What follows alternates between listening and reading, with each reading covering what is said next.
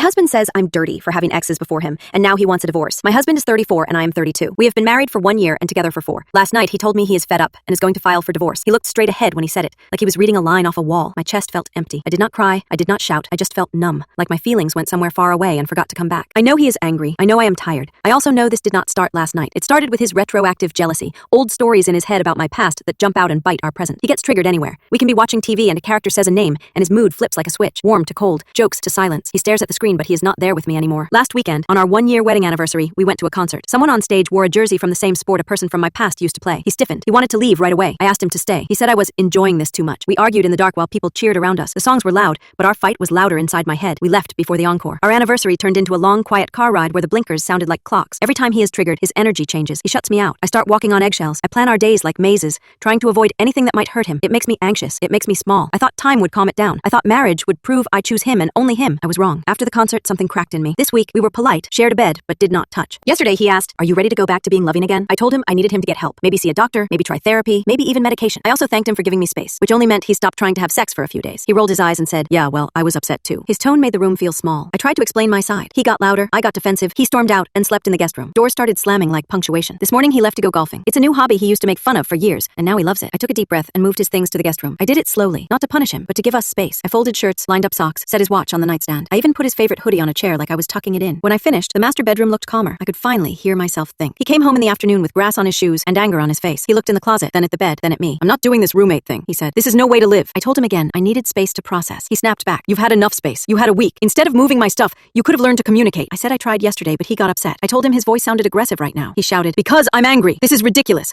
I won't be married to someone who can't resolve simple issues. I won't have kids with that person. I'm filing for divorce." That was the climax. The room went still. I felt my heartbeat in my ears and yet felt nothing at the same time. I said I did not want a divorce. I said I just wanted space so we could fix this. He shook his head and repeated the word divorce like it was a key he wanted to turn. I sat on the edge of the bed and tried to remember our good days. He was sweet once. He bought me flowers for no reason. When I lost my job, he held me while I cried and told me I was still brilliant. We laughed at dumb videos. We made pasta at midnight. I wanted to hold those memories up like a shield, but today they felt like postcards from a different city. I realized I had never told my friends or family about his jealousy. I kept his secret because I loved him and didn't want them to judge him. Now the secret felt heavy. I decided I would call my mom. Night came. I did not sleep much. He texted late. "We need to talk." I didn't answer. In the morning, he was in the kitchen, eyes red, hands on a mug he wasn't drinking. He said the divorce threat wasn't real. He said he was scared and angry and felt out of control. He said he hates that his brain makes stories about my past and then treats those stories like facts. He said he doesn't want to lose me. I told him I love him, but I love my mental health more. I said I will not live like this anymore. I said a clear line. Either he gets help and sticks with it, or I leave. For the first time in 4 years, I meant every word, and he could hear it. We sat at the table and made a plan so simple a whiteboard could hold it. Daily, morning reflection, 5 quiet minutes with no phone. A short workout so the body can help the mind. Take meds and vitamins,